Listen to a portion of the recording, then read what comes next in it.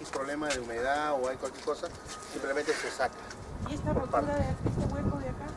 Son aireaciones, oxigenación y control de agua, pero acá se pone un sumidero. Nosotros tenemos sumideros allá, sino que acá lo hemos hecho así, bueno, para ver qué tanto moja. Porque todo esto es prueba, esto no es un acabado. Estos son espacios abiertos. No, esto lo venden en Sodimac. ¿Cómo se llama? ¿Cómo lo pido? ¿Cómo se llama? Mantas verticales. Mantas verticales. Ya, decía, Sí. ahí tenemos que- Bien, a ver muchachotes y muchachotes. Así como hay que tomar en cuenta las condiciones del entorno, del ecosistema, cuando uno hace un trabajo de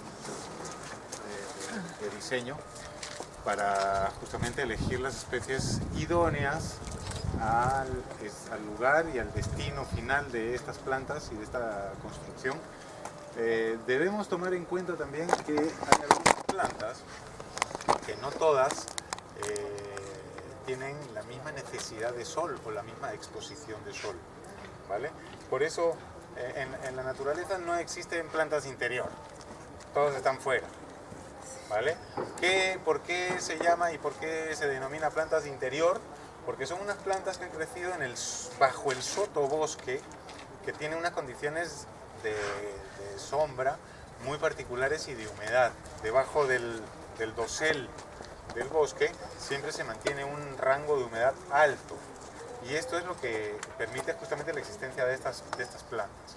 Antes os estaba hablando que estas plantas que están en la selva, que no terminamos de decir eso porque surgió una pregunta por allí, por norma general, todas las plantas que vienen de la selva, donde hay una pluviometría muy intensa, muy alta, suelen ser de suelos ácidos. Sin embargo, hay algunas plantas que son de desierto, ¿no? Como en la costa, y en estos lugares, como no existe ese lavado constante de nutrientes, se llegan a acumular las sales en la superficie, y no solamente en la superficie, sino también por capilaridad, así como se usa en los techos verdes la manta.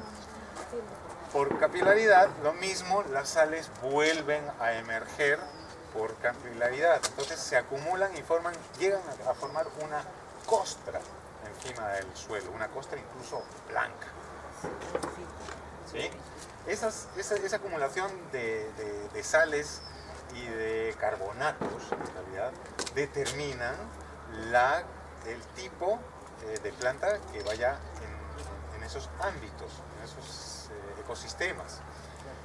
Son plantas que incluso tienen glándulas especiales para secretar un exceso de sales, ¿vale? Esas plantas, si las vamos a poner o las vamos a juntar con plantas de la selva, pues va a ser catastrófico. Entonces, por lo menos debemos versarnos, debemos investigar, debemos interesarnos en las necesidades particulares, recalco, particulares, de cada una de las plantas que ustedes estén usando, y no solamente por el tipo de suelo, sino también por la incidencia del sol. Es entonces cuando nosotros llegamos a un punto en el que decimos, bueno, ¿qué muro tenemos? ¿Qué orientación tiene? Porque lo más importante es la orientación. Sepan ustedes que hay lados por donde se percibe o se recibe mucho más sol que en otros, ¿sí? El sol sale por el este y se oculta por el oeste. Entonces vamos a tener una gran incidencia de sol por la mañana desde el este, y como estamos en Sudamérica, el giro del sol va a ser norte. Entonces eso quiere decir que nuestro lado norte va a ser el más iluminado, el más azotado, ¿sí? Eso quiere decir que vamos a tener que hacer un tipo de elección consecuente con la ubicación, ¿sí? Allí no vamos a poder poner plantas del dosel del bosque porque se van a chicharrar, ¿sí? Entonces tenemos que hacer justamente una elección de las plantas correctas para ese entorno. Siempre en la naturaleza, por suerte, existe lo que se llaman las excepciones a la regla. Y gracias a ella es que podemos profundizar en el conocimiento de la misma naturaleza, porque si no fueran por esos errores o esas excepciones, no tendríamos pistas de cómo funciona, ¿sí? Y eso nos dice que también hay mucha flexibilidad en algunas plantas. Es el caso de, por ejemplo, la Pilea microfilla, que le llaman... ¿cómo? ¿Ah? Lentejitas. Esta planta, por ejemplo, se da muy bien en lugares de sombra como de sol intenso. Entonces es una flexibilidad que poseen algunas plantas, no todas, ¿sí? Y es la que puede incluso llegar a convivir con otras especies ya que posee esa gran flexibilidad. Pero hay otras, por ejemplo, que no van a admitir ni un poco de sombra, como son, por ejemplo, Dorotheanthus, Lampranthus, Mesembianthemum, todo ese tipo de plantas, o el Carpobrotus, todo ese tipo de plantas van a necesitar un sol intenso y poca agua, cosa que no va a compartir con algunas especies que demanden más humedad, ¿sí? Otro de los temas que lo que estoy haciendo aquí es hacerles un gran resumen para que sea práctico para ustedes y puedan aprovechar todo ese tipo de variables que se deben contemplar para decidir nuestro trabajo, para elegir las plantas adecuadamente. La pista es que toda planta que tiene hojas blanquecinas o plateadas son consecuencia de una defensa ante la iluminación o el sol excesivo. ¿Ya? Estas plantas van a reflectar el sol y van a defenderse de alguna manera gracias a ese tipo de coloración y a ese tipo de textura, ¿vale? Eso quiere decir que todas las plantas que sean de este color prácticamente van a ser de mucho sol, poca agua, ¿sí? Prácticamente todas. Como os dije antes, hay excepciones a la regla, así que no podemos dar una fórmula mágica. ¿Por qué? Porque cada quien tiene su personalidad, sus demandas y sus necesidades, ¿sí? Entonces, si vamos a estar en un espacio en el que el sol incida menos, como es en el lado sur, vamos a tener, por ejemplo, que poner especies que podrían incluso ir muy bien dentro en interiores.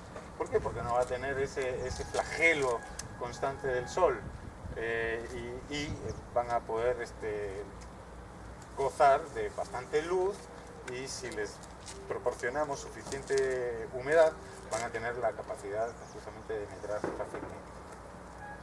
¿Vale? ¿Os queda claro lo del tema de la coloración? Vale. Una vez que ya tenemos ese concepto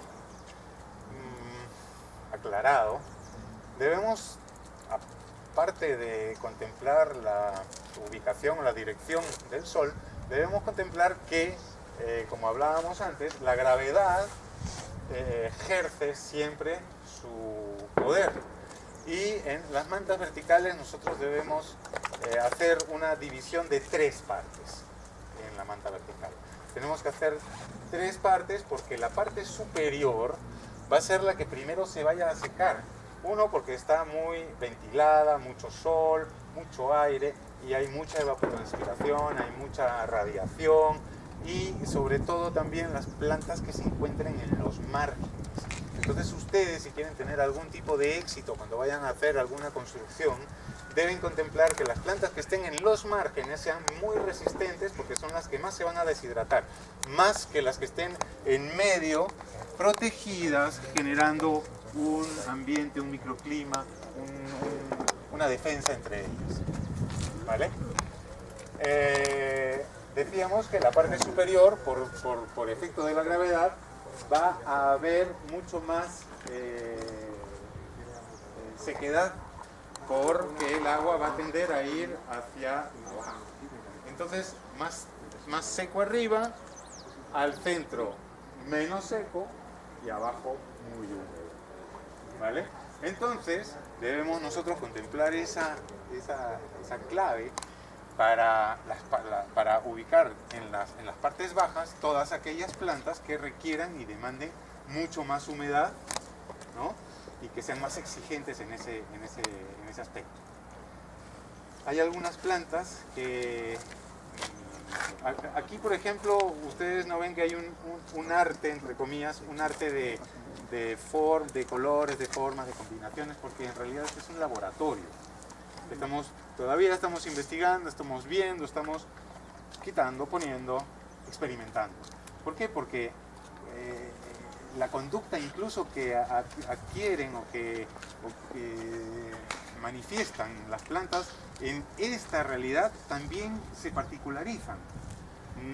No es lo mismo que tenerlas en el suelo. Es el caso, por ejemplo, de la glandularia. La glandularia la hemos puesto porque en el suelo funciona muy bien y es de lugares donde no requiere tanta humedad. Pero ¿qué pasa? Al parecer, como es una planta rastrera y extenderse, genera una sombra en su espacio y en esa sombra mantiene un rango de humedad bastante alto que cuando la pusimos más alta se secó. ¿Es la lantana rastrera, la que se conoce como lantana No, rastrera? esta es una que se llama glandularia. Ah, no. Lantana tenemos acá. Acá hay lantana amarilla, en esta parte. Y esa es rosa verde, ¿no? En general, podríamos decir que las rastreras tienen ese comportamiento. No todas. Porque, por ejemplo, esta de aquí no tiene esa conducta. Se rastrea bien, ¿no? Se extiende. Pero dime, ¿esa de allá es de estación o es perenne? Es perenne.